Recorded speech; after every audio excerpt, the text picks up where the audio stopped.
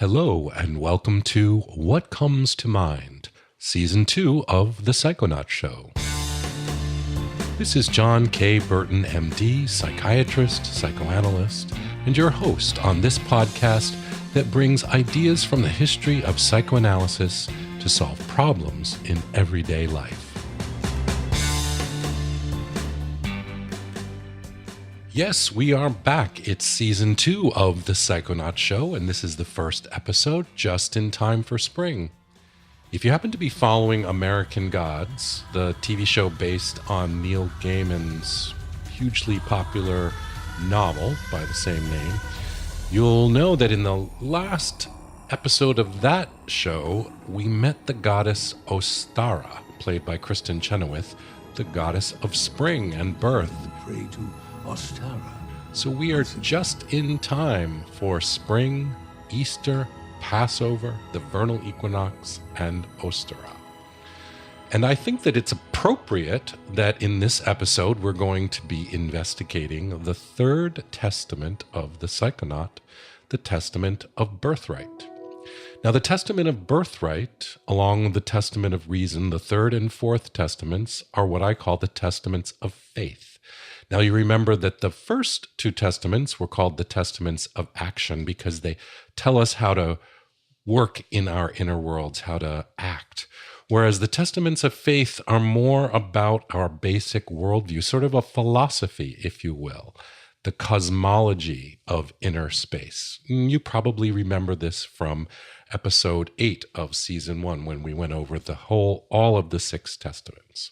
And if you remember, the Testament of Birthright says this: our fundamental nature is to contribute value to the world we share with others. We are born with the desire to solve problems, not cause them. Our birthright is goodness. Let me quote Colson Whitehead in his book, The Underground Railroad. He said, "Men start off good, and then the world makes them mean." And if you've read The Underground Railroad, and if you haven't, I highly suggest you do, you will see that Colson Whitehead is brilliant at showing how mean the world actually can be. And to say that we start off good, nevertheless, is quite a powerful statement. And I'm sure that some of you are saying, what about Hitler or Rwanda or when the Chinese took over Tibet or the destruction of Native Americans in this country? And I don't want to say that I have the answer to all that, but I hope that you'll go with me further in this. And again, our birthright is connection and authenticity. And if we or someone else is falling short, it is because something has gotten in the way. And when that is removed, we have the possibility of returning to growth. So I want to give you an example in real life where the Testament of Birthright actually helped solve a problem. So this is about a couple who were arguing about Donald Trump, because that never happens in our country today. Anyway, they were arguing in particular about the Republicans' new tax plan. Now, it happens that the two of them are more or less aligned in their politics. The husband describes himself as socially liberal but financially conservative, whereas the wife is probably more liberal in general, but both come from the same socioeconomic level. And the husband works as the head of his accounting department at his company, and the wife isn't working at the moment because they decided together that they're starting a family and it would be better if she were focusing on that. Anyway, she was talking about the tax plan and said that this was really all to benefit the wealthy by giving tax breaks to corporations, that middle class and working class people were going to lose out and all of this money would flow into corporations. And the husband said, it's my job to look at this stuff as I have to be responsible for the bottom line, that wasn't true. And she got angry at him and said that he was siding with people who were greedy and immoral. And he replied, why are you saying this? I've read the law carefully. That's part of my job. And in fact, the thing is our corporation is actually going to have to pay more taxes in this case. But in this case, it made it even worse because his wife felt he was using his job title to disrespect her opinion, and she told him that. Now, he responded saying, no, I do respect you. He brought up how well she dealt with some of the difficulties that they had experienced at home, much better than he did. An example of a tension at school with one of their kids. But the wife took that even more patronizing because he was emphasizing home stuff as opposed to being able to talk about politics. She felt like it was a slight to her intelligence. And she said that he was being sexist just like Donald Trump. She was very angry. And then the husband got angry too because he felt like he was being attacked for irrational reasons when he was just trying to explain things. And they were really at an impasse. Now, before I tell you how this couple used the Testament of Birthright to help them resolve this standoff that they had come to, I want to tell you more about the ideas behind Testament number 3. And I have to tell you, this has probably been the most difficult episode for me to put together because this idea of goodness, of basic goodness, is not part of psychoanalytic theory. I understand that Jung had a concept of individuation, which said that psychoanalysis wants to help human beings evolve, individuate, meaning reach their potential throughout their lives, a higher level, if you will, which seems like it is similar to this idea. But I have to tell you, in training at my institute, which was a part of the American Psychoanalytic Association, the words Carl Jung were never spoken. And on the other hand, there's also so much evidence in the world to suggest that the idea of the birthright of goodness is just wrong. There's people and situations that we look at that seem like they just must be inherently evil. There's no other explanation. And yet we do need this testament to do the work on our inner worlds and explore them. And I think that going back to my first episode, where I said that the word psyche means both mind and soul, this is where we're going to have to emphasize the soul part and turn to some of the wisdom traditions for guidance. Now, in Buddhism, there is the idea of Buddha nature, and that says that all of us have the capacity to exhibit limitless wisdom and compassion. Joseph Campbell, because he compared all of the different worlds, religions, and concepts and ideas and myths and stories and everything, says that this also exists in Christianity in certain forms. Christ nature is really the same from this point of view as Buddha nature. The Quakers often talk about the light rather than Jesus himself and say that the light exists within all of us. We are surrounded by it. And we need to work on being able to connect to it. And the Quakers really believed that we could become like Christ. And in that way, they're completely different from other forms of Christianity. In fact, the founder of the Quakers, George Fox, back in the 1600s, called on Friends, with a capital F, that is, to walk with friendship upon the earth, seeking that of God in everyone. And by this, God can be understood as that goodness, as that light that exists potentially in all of us. Not potentially, it exists, but sometimes it's covered over. Now, that idea has been completely overshadowed in mainstream Christianity by the fixation on original sin, though that idea was an add-on from the original teachings of Jesus. Like, for example, Saint Augustine's theology of total depravity, and Calvin and others in the Middle Ages picked up on that and said that, it says that even infants are predestined for hell. And of course, if anyone's seen an infant, that's a kind of a problematic idea. So this idea of total depravity, original sin, which says we're not basically good, has a lot of problems, I think. But back to Buddhism, it also has a concept called basic goodness, which Chogyam Trungpa, who's a Tibetan Buddhist and actually founded a college here in America, Naropa College in Boulder, Colorado, translated for secular audiences, for everyone, not necessarily Buddhists, and said that basic goodness is like Buddha nature, but it's more accessible. It's less sort of transcendent, more everyday. We get it through our senses. And a friend of mine explained it to me like this. She said, it's like when you go outside and you breathe in a sharp sense of cold and it completely wakes you up and it stops the chatter in your head. Then you've been in touch with that basic goodness in you, and you can recognize it in other people too. It means our kindness and wisdom and strength are always present, even though neurosis, anger, fear can also be ongoing and powerful too. They're like clouds blocking the sun. The sun is there even if we can't see it.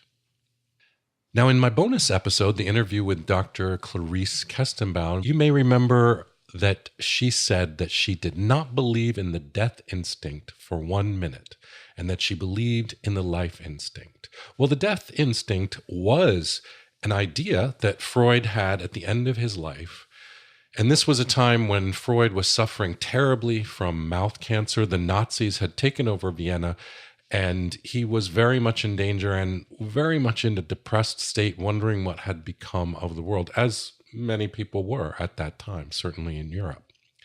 And he came up with this idea of the death instinct, and some schools of psychoanalysis have continued to theorize that this is part of us, this is innate, in particularly Melanie Klein. And Klein really picked up on Freud's late theory about the death instinct.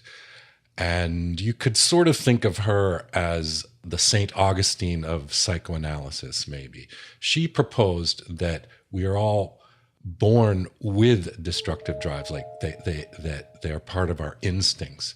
And one of them is overwhelming envy, and that the infant wants to bite and devour and destroy the mother and the mother's breasts inherently, even though there's also the libido and he loves it, but this aggressive, destructive part is very much there.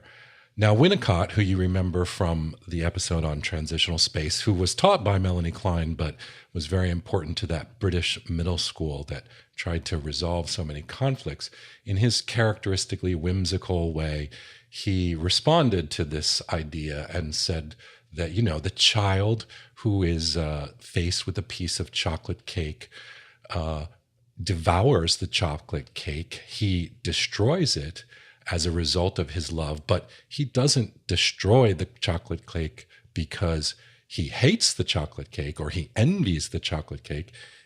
The destruction of the chocolate cake is just an unfortunate side effect of his love. And so you can see that the birthright of goodness is something that can be very philosophical and theoretical, but it also is very relevant to things that we experience daily, like a cold breath of air or a chocolate cake. So how did the Testament of Birthright help this couple resolve their standoff? Well, this couple at their wedding, which happened to be a Jewish ceremony, but they did bring in this idea of basic goodness from the teachings of Trungpa and made a promise, part of their wedding vows, to always remember each's basic goodness and to look for it when conflicts occur. The husband first had to remember that his wife was not someone who at her core despised him, as he had been treated cruelly by other women in the past. And when he was able to remember her basic goodness consciously, he stopped trying to appease her and realized that he could understand her feeling, and he told her so. And in her turn, she realized she was putting him in a class of people that he didn't belong in, and she knew that he didn't belong in it.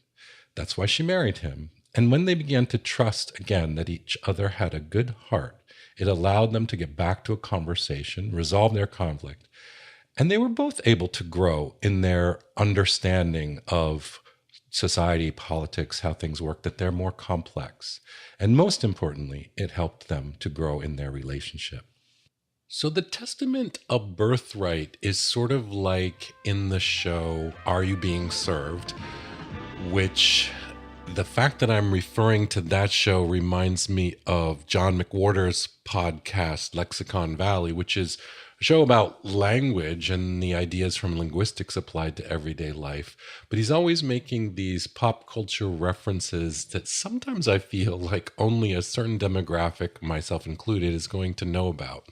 And Are You Being Served is one of those shows. It's a British sitcom from the 70s, and it's very silly, but there's this one scene that keeps repeating, as they do in sitcoms, where the owner of the store, as they call him, young Mr. Grace, who's about 98 years old, comes down in a wheelchair and waves to the staff and says, "You're all doing very well."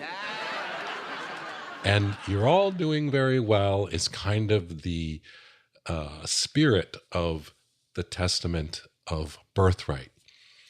Another pop culture reference is a sci-fi TV show called Dark Matter that's actually current. And the premise of that show is that all of these people wake up from suspended animation on this spaceship, and they don't know how they got there, and they don't know who each other is, but they get confronted with obstacles where they really try to work together and solve the problem and do their best. But at a certain point, they find out who they were, and they're all prisoners, convicts, thieves, murderers who got put on this spaceship together. And again, that kind of shows, fictionally, of course, that their basic essence is to be good once you take away all of the stuff that got in the way. It's really the opposite of the bad seed idea. And there is this terrible movie from the 50s, terrible in a fantastically campy way, called The Bad Seed. And it even has a psychiatrist explaining, that genetics of sociopathy in this little girl. Oh, yes, children often commit murders. That's kind of a standout example. And again, it goes against the Testament of Birthright. And these testaments are things that we take as givens. But if you look at pop culture, even, comic books or superheroes, even the supervillains have backstories that tell us why they became the way they are. And I guess this goes to show that the Testament of Birthright is not an excuse. It's not saying, oh, it's okay to have bad behavior. Not at all.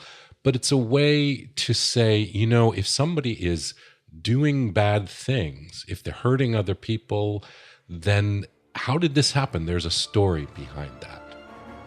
And speaking of how did people become the way they are, we can look at our political situation now, or I look at our political situation now. And yes, it's a challenge to invoke the Testament of Birthright. And when we look at certain people, say, who are doing really problematic things, we say, they're motivated by greed or selfishness or power or whatever these, bad things, not caring about other people, not caring about the world, not wanting to do good, not wanting to be good, and wonder where the Testament of Birthright could possibly have a role. You, of course, remember that iconic episode in the presidential debates back in 2016 where the man asked Donald Trump and Hillary Clinton if they could think Name of one positive thing that you respect in one another. And this is really, again, the spirit of birthright of goodness. And what Hillary said was that she didn't agree with anything that he said, but that she admired his children. And I have to say, I'm not sure that I actually admire his children at all, but I still believe that they were born good. I believe that Donald Trump was born good, and that there is something that led them to be behaving in the ways that they're behaving. And I would love to think about or even have them in the room to understand them. Hillary was also criticized for calling Trump supporters a basket of deplorables. Right? And she got in a lot of trouble for that. And some people said, well, they are. But again, the birthright of goodness, the Testament of Birthright says we need to look a little further than that. And particularly if you're talking about citizens of the country, citizens of the world who have opinions that are different from yours. And if you want to be their leader, but even if you want to kind of live in the same country, it's helpful to say, where are they coming from? They must be starting from a good place. They've just gotten somewhere that I haven't gotten to.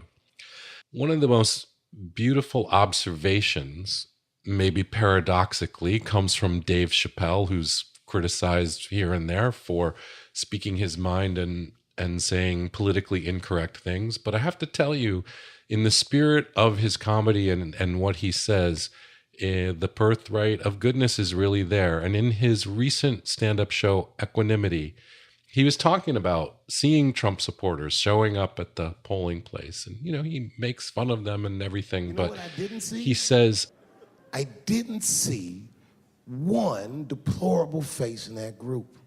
and I have to say, for all of his, digs and political incorrectness and stuff that people find offensive, he has that spirit of, people are basically trying to do their best there.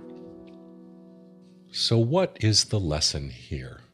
The Testament of Birthright is a testament because in my work and thinking, and I've thought a lot about this stuff, I have decided it has to be there. It's one of the foundation stones that fits in with the other testaments. Like this, we can't be neutral. The First Testament, if we believe that, as the tabloids tell us, some people are not human beings like us, but are monsters or perverts or sickos, as you often see in these headlines. And if we don't believe our nature is good, as opposed to the doctrine of total depravity or the death instinct, there's really no point in being curious, because that's where it all ends up. The Testament of Birthright works. It's fundamental, along with the other testaments, to living effectively and solving problems. So I want to give you another example of someone experiencing basic goodness in real life. So this was a man who was in his early 30s, but he'd had a difficult past. His adolescence was very troubled, a lot of oppositional behavior. His parents had tried sending him to a boarding school, but he was kicked out more than once. And when he came to treatment, we recognized that he had symptoms of social anxiety and major depression and alcohol addiction, all of which needed to be dealt with and treated through a variety of modalities. And it took a really long time. But although the symptoms of these illnesses could be treated and dealt with, it was managing the shame that he experienced, which was not a symptom of any illness, but was his feeling about not having achieved anything in his life. And dealing with that feeling of shame and overcoming it was a very long process and sometimes a hopeless one. But the thing that he had done in school was play soccer, and he was very good at it. And he loved it, and he loved the team aspect of it, and at one point thought of doing it professionally, though that was not in the cards anymore. And so when he began to feel a little bit better, and it was not until many years later, he got back onto the field, just playing casually with some adults after work. And he remembered something from early on that he had felt in his life, which he had forgotten about. He described it as a feeling of being light, easy, friendly, and helpful. So not just a good feeling in himself, but also a connection with others, and the sense that they could see him as good and he could be good with them. And it was the only place that he didn't feel that anger and fear and paranoia that he pretty much felt in all other areas of his life. And it was when he experienced that early good feeling that he was able to really get it back on track. And so the thing here is that it doesn't matter how many bad or hopeless things you have. Of course, it matters because it makes it more difficult. But what really matters is getting back to the place and experience, whatever it is for you, where you are in touch with your birthright. And I want to end with the quote that's often attributed to Martin Luther King, but he got it from Theodore Parker, an American transcendentalist who lived 80 years before Martin Luther King. And he said, "The moral arc of the universe is long, but it bends towards justice." This is Dr. JKB signing off. Since we are exploring together, you make the journey all the richer by subscribing to the show on iTunes. And even better if you also leave a rating. It helps others to find us. If you have a story about how the concept in this episode helped you figure out something in your life, send it in, please. You can also find me on Facebook and Twitter at Psychonaut Show. Show notes are on the website, thepsychonautshow.com. And if you leave me a question, it may well be an inspiration for an upcoming episode. Until our next trip, judge nothing, question everything, and remember, there's always a reason. Bye for now. All the patient stories presented on the Psychonaut Show are created by me to illustrate an idea. Any resemblance to actual people is purely coincidental. The Psychonaut Show was created and produced by yours truly, John Burton. Art and web design by Hunter Creative. Post-production and sound design by Julio Gonzalez of Zimmer Media. Zimmer Media can be found online at zimmer.co. That's Ximer.co.